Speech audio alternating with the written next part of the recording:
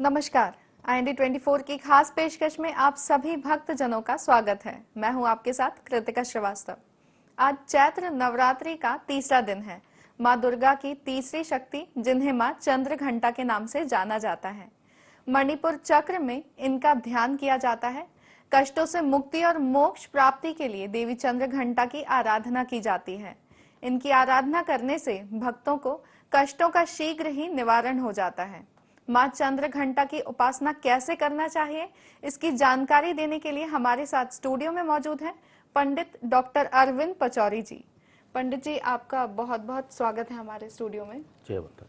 कालभ्रवां कटाक्षैररुकुलभयदां मौलिबद्धेन्दुरेखां शङ्खं चक्रं कृपाणं त्रिशखमपि करैर्रुद्वहन्तीं त्रिनेत्रां सिंहास्कन्धाधिरूढां त्रिभुवन अखिलं तेजसा पूरयन्तीं ध्यायेद्दुर्गां जयाख्यां त्रिदश परिव्रतां सेवितां सिद्धिकामयीः। IND24 के समस्त दर्शकों को जय माता दी। हम माँ भगवती के चंद्र घंटा के रूप के बारे में परिचर्चा करने जा रहे हैं। माँ भगवती के इस तृतीय दिवस के रूप को चंद्र घंटा कहा जाता है। सबसे पहले हम जानना चाहेंगे कि चंद्र घंटा क्यों कहा जाता है। माँ दुर्गा के तीसरे दिवस की अवतरित दिवस में माँ को चंद्र घंटा के नाम से क्यों जाना जाता है। यद्यपि सर्वरूप मयि देवी सर्वम देवी अयम जगत अतो हम विष्णु रूपाम ताम नमामीम परमेश्वरी। जो भगवती के रूप हैं, जो विग्रह हैं, वह अनेक हैं। दुर्गा एक ही है, काली एक ही है, लक्ष्मी एक ही है। लेकिन कृतिका जी मैं बताना चाहूंगा कि भगवती के अनेकानेक रूप हैं। भगवती कहती है एको हम बहुश्यामी, मैं एक तो हूं लेकिन बहुत हूं। जिस प्रकार एक समाज में परिवार होता है, माँ एक होती है, पिता एक होता है, लेकिन उसकी भिन्न भिन्न प्रकार की अनेकानेक प्रकार की पृथक पृथक संतानें होती हैं और उनके उत्तरदायित्व होते हैं। पहले दिवस प्रथमम शैलपुत्री च द्वितीयम ब्रह्मचारिणी तृतीयम चंद्रघंटेति कूष्मांडेति चतुर्थकम पंचमम स्कंदमाता च षष्ठम कात्यायनीति च सप्तमम कालरात्रीति महागौरीति चाष्टमम नवमं सिद्धिदात्री चा नवदुर्गा प्रकृतिता। यद्यपि दुर्गा के विग्रह यानी कि अनेकानेक रूप हम बात कर रहे हैं तृतीय दिवस पर माँ चंद्र घंटा पर। माँ भगवती जो चंद्र घंटा है वो यथाशीघ्र प्रसन्न होने वाली है। व्यक्ति को, मानव को, जातक को, साधक को और अपने बालक को यथाशीघ्र मन प्रसन्नता के साथ मन को प्रफुल्लित कर देती हैं, आह्लादित कर देती हैं और संपूर्ण मनोरथ कामनाओं को पूर्ण कर देती हैं। चंद्र घंटा कहने का तात्पर्य कि भगवती के सिर पर, मुखार बिंद पर, मस्तिष्क पर अर्धाकार का चंद्र घंटा के स्वरूप में सुशोभित हो रहा है, देदीप्यमान हो रहा है। मानो स्वर्ण से रजस जैसा एकदम उस आकार के साथ उनके देह को, उनके स्वरूप को आह्लादित कर रहा है, देदीप्यमान कर रहा है। इसलिए माँ भगवती के तृतीय दिवस को चंद्र घंटा, माँ भगवती चंद्र घंटा के नाम से जानते हैं। भगवती सदा प्रसन्न होने वाली हैं। भगवती अपने भक्तों का मनोरथ पूर्ण करने वाली हैं। इसलिए उनका चंद्र घंटा, जैसे कहते हैं ना कि मन में एक उमंग आई, हम किसी मंदिर में जाते हैं, घंटी की ध्वनि से जयकारा लगाते हैं, ठीक इसी प्रकार जब कोई भक्त उनके समक्ष जाता है, उनके अंतःकरण में उमंग के साथ, आनंद के साथ, प्रफुल्लता के साथ प्रसन्न चित्त हो जाता है। ऐसे ही माँ भगवती आह्लादित होकर के चंद्र घंटा के रूप में उनको उस भक्त को जो है प्रसन्न चित्त कर देती हैं और उस भक्त की मनोरथ कामनाओं को पूर्ण करती हैं। इसलिए माँ भगवती का चंद्र घंटा तृतीय दिवस का नाम पड़ा। जी कृतिका जी। पंडित जी, जैसा कि आपने बताया माँ चंद्र घंटा का स्वरूप कैसा है, उनका नाम किस तरह चंद्र घंटा पड़ा। जी। हम आपसे जानना चाहेंगे कि देवी की आराधना किस तरह से की जानी चाहिए। जगत जननी भगवती की जो आराधना करते हैं, देखिए हमारे यहाँ जगतगुरु आद्य शंकराचार्य जी ने लिखा है कि कुपुत्रो जायेतत क्वचिदपि कुमाता न भवती। जहाँ देवी, जहाँ माँ शब्द लग जाता है, वहाँ पर साधना कैसे करना चाहिए? भगवती के समक्ष हमें बुद्धि की प्रबलता के साथ, किसी मद के साथ नहीं बैठना चाहिए। सहजता से, सुगमता से, लघुता से, कहने का तात्पर्य कि छोटे बन करके, अगर आप विज्ञ मनीषी आचार्य बन करके बैठेंगे तब भी माँ भगवती प्रसन्न नहीं होती। और भिन्न भिन्न प्रकार के व्यंजनों के साथ, सामग्री के साथ, कहने का तात्पर्य स्वर्ण रजत स्थालिका या कटोरियाँ आदि के बर्तनों के साथ आप भगवती को प्रसन्न करना चाहेंगे तो नहीं। भगवती लघुता से, सूक्ष्मता से प्रसन्न होती हैं। मंत्रहीनम क्रियाहीनम भगवती के समक्ष भाव हो कि न मैं मंत्रों को जानता हूँ, न मैं क्रिया को जानता हूँ, और ना ही कर्म करना जानता हूँ। हे माँ, मैं एक छोटा सा, नन्हा सा, लघु सा, तुच्छ प्राणी, आपका छोटा सा बालक। जिस प्रकार एक छोटा सा बालक होता है उसे किसी प्रकार का बोध नहीं होता है, वह बालक चाहे गरल युक्त यानी कि जहर युक्त सामग्री उसके समक्ष रख दो, चाहे ज्वलन यानी कि कोई भी खौलता हुआ तेल, ऑयल भी अगर उसके समक्ष रख दो, उसे स्पर्श करने में कोई भय नहीं रहता। स्पर्श करने के बाद जो हो, कहने का तात्पर्य कि जब भगवती के समक्ष हम जाएं तो ना ही ज्ञानी और ना ही विज्ञानी, ना ही किसी सत्ता या किसी मद में माँ भगवती के समक्ष जाएं। राग, द्वेष, छल, कपट, ईर्ष्या का परित्याग करके लघुता के साथ कि हे भगवती, मैं तो छोटा सा नन्हा सा बालक हूँ, जो मेरी बुद्धि चल रही है उसको चलाने वाली, जो बुद्धि में मति के रूप में विराजमान है, वही तो आपका देदीप्यमान मेरे अंतःकरण में, देह में, शरीर में, बदन में जो बैठी हुई है बुद्धि, वह आप ही तो हैं। क्योंकि माँ भगवती तो सर्वेश्वरी हैं, वह तो त्रिलोक की अधिष्ठात्री हैं। तो ऐसी भगवती के समक्ष हम लघुता के साथ, अगर भगवती को प्रसन्न करना है तो लघुता के साथ करें। अगर आप उनके समक्ष किसी प्रकार का मद मोह आदि प्रदान करेंगे तो भगवती कदापि प्रसन्न नहीं होंगी। भगवती को प्रसन्न करना है तो लघुता के साथ किया जाए तो निश्चित ही भगवती आपके संपूर्ण मनोरथ को पूर्ण करेंगी। जी जी पंडित जी, कहा जाता है कि चंद्रघंटा माता की साधना करने से कई तपस्वियों को अलौकिक वस्तुओं के दर्शन होते हैं, तो इसके बारे में आप हमें कुछ जानकारी दें।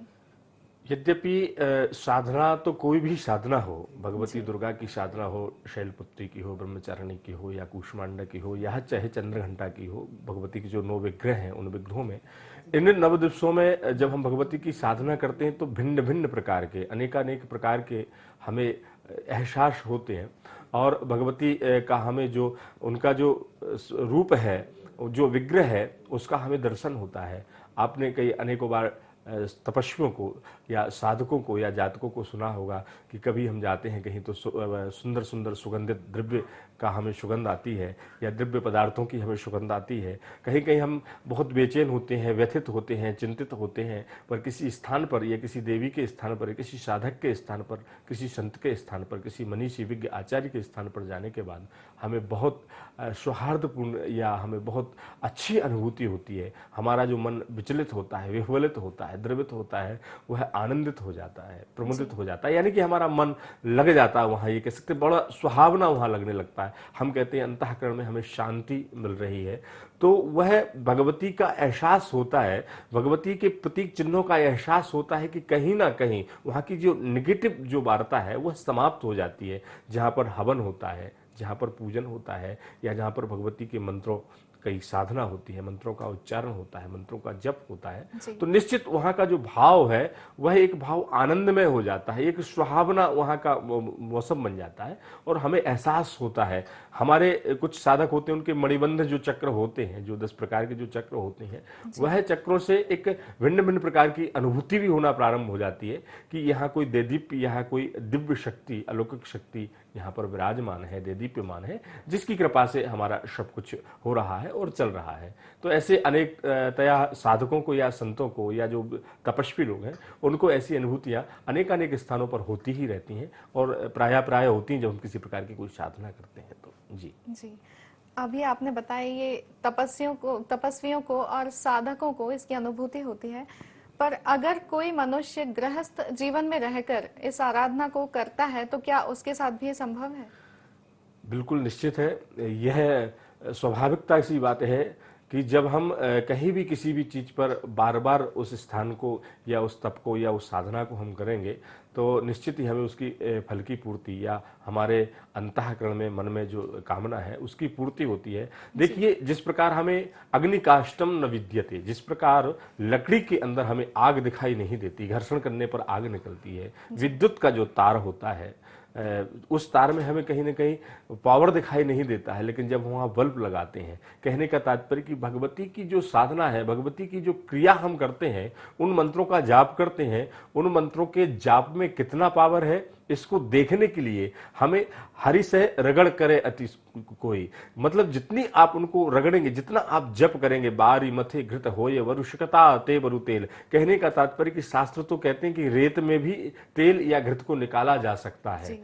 ठीक इसी प्रकार अग्नि काष्टम न विद्यते, लकड़ी में आग दिखाई नहीं देती लेकिन देदीप्यमान होती है अगर हम जब घर्षण करते हैं तो अग्नि। ऐसे ही मंत्रों को जपने से हम अपने अंतःकरण में जो भी कामना है, भगवती कहाँ दिखती है, उनका दर्श कहाँ होता है, सर्वप्रथम बताना चाहूंगा कि आपके अंतःकरण में जो संकल्प होगा और आपका जो कष्ट होगा उस कष्ट का निवारण होगा। जिस कामना, जिस संकल्प की पूर्ति के लिए जप हवन पूजन पाठ करते हो, वह कार्य अगर आपका बन जाता है, शर्वा वाधा विनिर्मुक्तो धन धान्य श्रुतान्वितो मनुष्यो मत प्रसादेनो भविष्यति न संशय, किसी प्रकार का कोई संशय नहीं, क्योंकि अनेक प्रकार की बाधाओं को नष्ट करने वाली हमारी जगत जननी माँ दुर्गा हमारी चंद्रघंटा देवी है, और उनके समक्ष आप रुदन क्रंदन विह्वलत होकर के, द्रवित होकर के, कहने का तात्पर्य कि आरार्त वाणी के साथ आप अगर भजन करेंगे, जप करेंगे, तो आपको निश्चित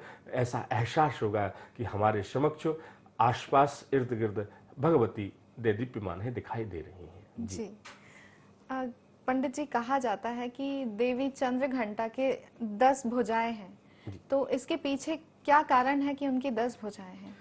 माँ भगवती चंद्रघंटा की जो 10 भुजाएं हैं वह हमें संदेश देती हैं कि एक भुजा से माँ भगवती के हाथ में बरमाला है, दूसरे में खड्ग है, चाप है, तो वह हमें स्पष्टतया देती है कि मेरा भक्त कहीं भी किसी प्रकार से व्यथित और चिंतित ना रहे।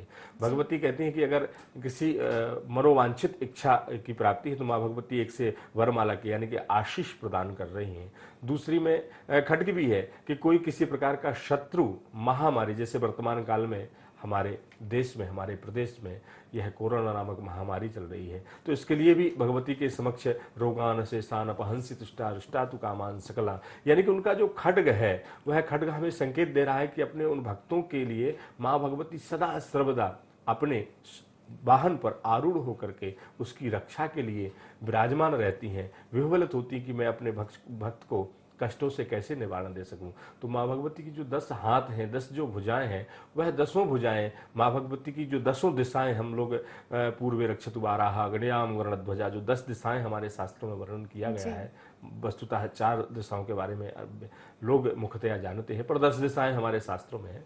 तो उन 10 दिशाओं में उस भक्त की, उस सृष्टि की, उस प्रगति की रक्षा करने के लिए माँ भगवती उन 10 हाथों में अपने वरद हस्तों के साथ भिन्न भिन्न प्रकार के खड्ग आदि आदि शस्त्रों को धारण किए हुए हैं, बरमाला को धारण किए हुए, पात्रों को धारण किए हुए, और उन रक्षों की और उस सृष्टि की रचना कर रही हैं। भगवती का यह संदेश देती कि भक्त केवल साधना करे, भक्त केवल मुझे आरार्त वाणी के साथ, भाव के साथ पुकारे, मैं तत्पर खड़ी हुई हूं उसकी रक्षा के लिए, उसकी मनोवांछित इच्छा की पूर्ति करने के लिए। जी जी पंडित जी, अभी आपने हमें बताया कि देवी के 10 भुजाएं क्यों हैं।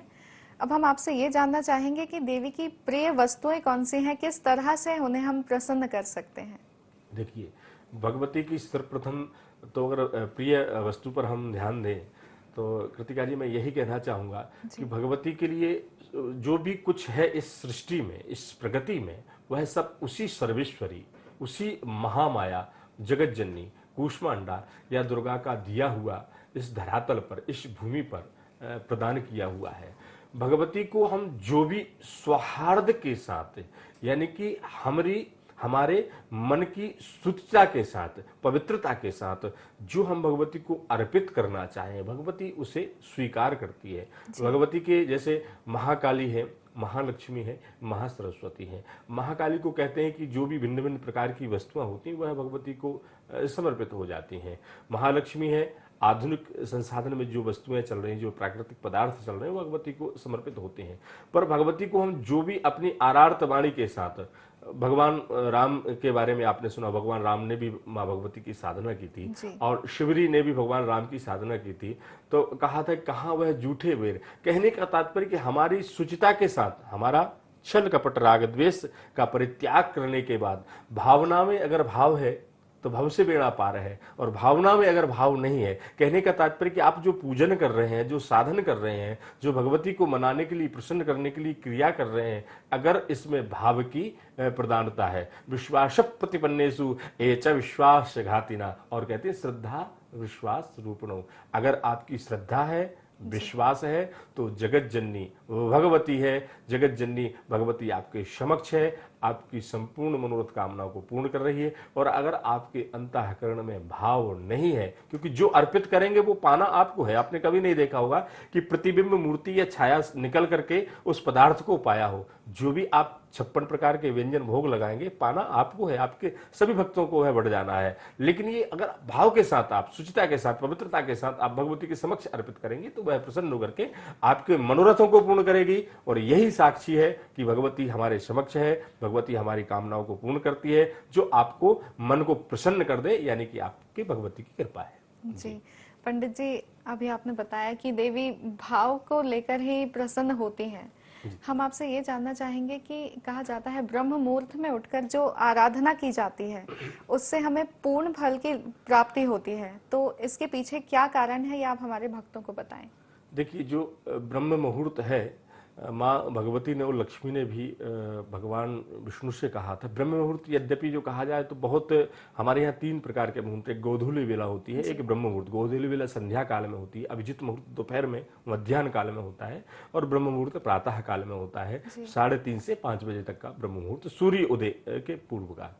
तो भगवती ने कहा कि मैं प्रसन्न कब रहती हूँ, वहां पर एकदम शांत, एकदम स्वच्छंद और स्वतंत्रता का वो रहता है साधना के लिए, साधकों के लिए। जो ब्रह्म मुहूर्त है वह एक बहुत सुंदर वेला है, बहुत सुंदर मुहूर्त है। उसमें मन पवित्र होता है, मन आनंदित होता है, और उसमें स्नान आदि करके हमारी आसन के साथ हमें बैठ करके भगवती की साधना करना चाहिए।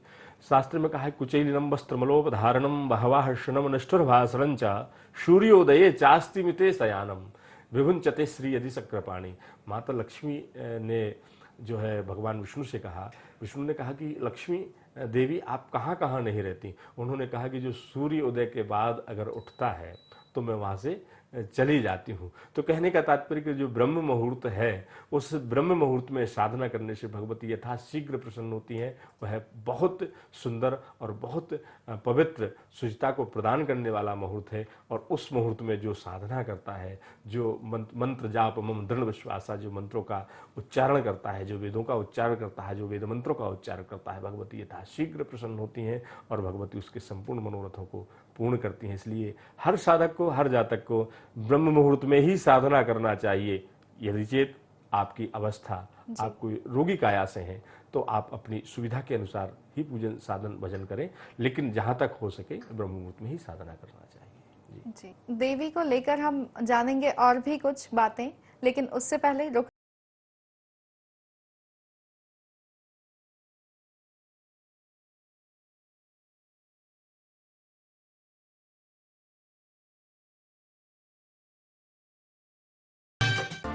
आपका पसंदीदा चैनल IND 24 अब जियो टीवी पर भी उपलब्ध। नमस्कार, IND 121 में आपका स्वागत है। सवाल सियासत की नब्ज टटोलने वाले। क्या ये उत्साह, क्या ये जोश कांग्रेस को सत्ता वापसी की राह तक ले जाएगा? सवाल जो उठाते हैं हकीकत से पर्दा। जैसे ही उल्टी गिनती शुरू हो वैसे ही आप अपनी संभावना का रॉकेट लॉन्च कर दें। जब होंगे सीधे सवाल। और आप भी अक्सर कहते रहते थे कि कमलनाथ जी जब रोज सुबह जागें तो उन्हें अपने विधायकों की गणना करनी चाहिए। तो मिलेंगे सधे जवाब। आप मोदी जी को भारत का ही नहीं वैश्विक नेता बोलते। है वैश्विक नेता, वो विश्व में सर्वाधिक लोकप्रिय व्यक्ति है वो आज। कांग्रेस ये कहती है कि अब भारतीय जनता पार्टी में एक अंतरकलह है, अंतर्विरोध है बड़े बड़े नेताओं में। हम टीम स्पिरिट से काम करते हैं, इसलिए ये कहना ये तो उनके अंदर है जो आप देख रहे हैं, अंतर्विरोध हमारे अंदर नहीं है। जो छोटी और मध्यम इकाइयां हैं जो हमारे गांव के रोजमर्रा के जीवन से जुड़ी हुई हैं, उनके विकास की कोई कार्ययोजना है? जहाँ का लोकल टैलेंट है और लोकल प्रतिभा है और लोकल उत्पाद है, उसी को हम और ज़्यादा आगे बढ़ा के और उनको सपोर्ट करके और उस दिशा में हम काम करेंगे। तो एक बार भी आपने ये नहीं कहा कि कोई आर्थिक संकट है। अगर रोना हो तो ये कह दो कि खजाना खाली है। आपको क्या लगता है कि मध्य प्रदेश के इस माहौल में ये राजनीति का एक नया ट्रेंड सेट होगा कि जो जनता की बात करेगा वो जनता पर राज करे? मैं न राज की बात करता हूँ, न नेतागिरी की बात करता हूँ, मैं जनता का सेवक हूँ। देखिए IND 1 to 1 नवीन पुरोहित के साथ हर रविवार रात 8 बजे सिर्फ IND 24 पर।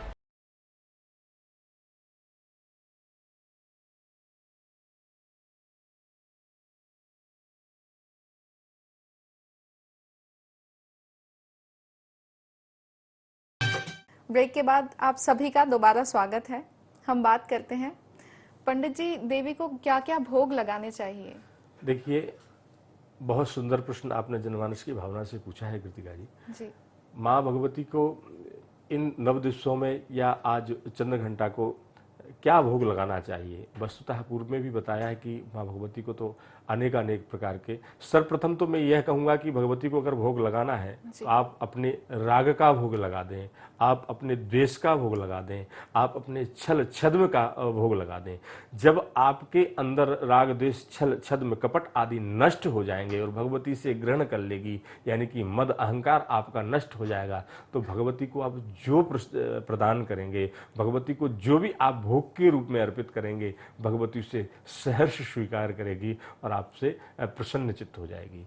सर्वप्रथम इन 9 दिनों में कहीं ना कहीं एक दिवस आपको मन में अंतःकरण ये भाव आना चाहिए कि मैं आज बुराई छोड़ रहा हूँ, पर बुराई में कभी किसी के साथ बुरा नहीं करूँगा, किसी के साथ राग नहीं रखूंगा, किसी के साथ द्वेष नहीं रखूंगा। चाहे तो इन 9 दिनों में ये 9 जो बुराइयां हैं, उन बुराइयों को भगवती के प्रति एक एक करके भोग लगा दें, क्योंकि भगवती तो सर्वशक्तिमान है, भगवती सब कुछ पा लेती है। भगवती के अंतःकरण में तो अच्छाई भी समाहित है, बुराई भी समाहित है, क्योंकि जो सृष्टि की संरचना करती है वह सृष्टि का श्रृंगार करना भी जानती है। कहने का तात्पर्य कि जिसे माँ कहते हैं, तो माँ वह गुरु है, माँ वह शक्ति को प्रदान करने वाली है, माँ आपके उन अवगुणों का पान करने वाली है, नष्ट करने वाली है, क्योंकि वह तो हर एक प्रकार की बाधा, कुज्ञान है उसको भी नष्ट कर देती है, सद्ज्ञान है उसे भी प्रदान कर देती है। और हम कहते हैं ना, अनेक बार आपने सुना होगा कि विनाश काले विपरीत बुद्धि। यदि चित्त कोई विशेष ज्ञानी विज्ञानी होता है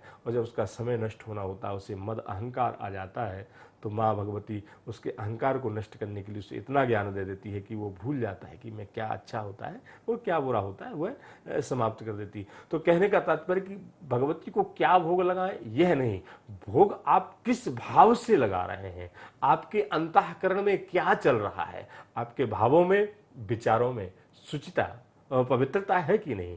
सर्वप्रथम आपके भाव पवित्र होना चाहिए। जब आपके भाव पवित्र होंगे तो भगवती कुछ भी पान करने के लिए स्वीकार कर लेगी आपके भोगों का। अगर आपकी आसन शुद्धि है, आसन से तात्पर्य कि आपका खान पान अगर आपका पवित्र है, शुद्ध है, तब भी आपके हाथों के द्वारा। कहने का तात्पर्य कि इसमें शुचिता का भाव होना चाहिए, लघुता का भाव होना चाहिए। मद अहंकार क्रोध द्वेष राग आदि नष्ट होने के बाद आप भगवती के समक्ष कुछ भी अर्पण करेंगे, भगवती प्रसन्न हो जाएगी और आपके भोग को स्वीकार कर लेगी। जी पंडित जी, ये बहुत ही सुंदर बात आपने हमें बताई कि देवी को हमारी बुराइयों को सौंप देना चाहिए और हमें मन पवित्र करके उनके सामने आराधना करनी चाहिए। मैं आपसे जानना चाहूंगी कि देवी को किस पुष्प, कौन सा पुष्प उन्हें चढ़ाना चाहिए? भगवती के समक्ष तो आप पुष्प कोई भी चढ़ा सकते हैं, पर जासुन का फूल माँ भगवती को बहुत प्रसन्न चित्त करने वाला है, या कमल का पुष्प माँ भगवती को बहुत प्रसन्न चित्त करने वाला है। लेकिन यदि चेत आप भगवती को कोई भी अगर पुष्प के रूप में चढ़ाना चाहते हैं तो सर्वप्रथम मैं यह कहना चाहूँगा कि आपके अंतःकरण में भावों का पुष्प इस देह के समक्ष आप भगवती के समक्ष अर्पण कर दी कि हे भगवती, जो ज्ञान है, जो मेरे अंदर क्रिया है, जो मेरे अंदर कला है, जो मेरे अंदर कर्म है, मद के रूप में हो, चाहे वो ज्ञान के रूप में हो, चाहे वो सत्ता के रूप में हो, चाहे आसन के रूप में हो, यह पुष्प मैं आपके समक्ष अर्पण कर रहा हूं। और अर्पण पुष्प के अर्पण के रूप में अगर आप चाहें तो 2 अश्रु की धारा द्रवित होकर के आरार्त वाणी के साथ आप समर्पित करेंगे तो निश्चित आपसे भगवती प्रसन्न हो जाएगी और आपके सर्व मनोकामों को पूर्ण करेगी। कहते हैं ना कि सर्व मंगल मांगल्य शिवे सर्वार्थ साधिके शरण्ये त्र्यंबके गौरी नारायणी नमोस्तुते। हे माँ भगवती, मेरे समस्त अमंगल को मंगल करने वाली, मैं तेरे समक्ष अपने भावों के साथ, रुदन क्रंदन के साथ, अश्रु की धारा के साथ यह पुष्प वाणी के रूप में अर्पित कर रहा हूँ। हे माँ, जो देह है, जो पंच रचित मेरा जो शरीर है, वह आपका दिया हुआ फूल के रूप में, फल के रूप में आपके समक्ष आज आपसे प्रार्थना कर रहा है। और समाज में, इस परिवार में, इस प्रकृति के साथ इर्द गिर्द जो चल रहा है, हे भगवती, यह पुष्प रूपी, फल रूपी यह देह आपको अर्पित कर रहा हूँ और प्रार्थना करें कि मुझसे किसी भी प्रकार की त्रुटि ना हो, बुराई ना हो और मेरे अंदर जो भी अंतःकरण में राग द्वेष है, हे माँ भगवती, तेरे चरणों में समर्पित कर रहा हूँ। इस प्रकार का पुष्प आप भगवती के समक्ष वाक्यों का पुष्प चढ़ाएंगे, निश्चित भगवती आपसे प्रसन्न हो जाएगी। क्योंकि कहीं कहीं पुष्प या सामग्रियां नहीं होती हैं, तब आप वाक्य रूपी पुष्प भी आप भगवती के समक्ष चढ़ा सकते हैं, भगवती प्रसन्न हो जाएगी आप पर। जी पंडित जी, इन सभी जानकारियों को हमारे साथ साझा करने के लिए आपका बहुत बहुत धन्यवाद। पंडित जी के द्वारा दी गई जानकारियों को लेकर हम पूजा पाठ करेंगे, अर्चना आराधना करेंगे तो हमें फल की प्राप्ति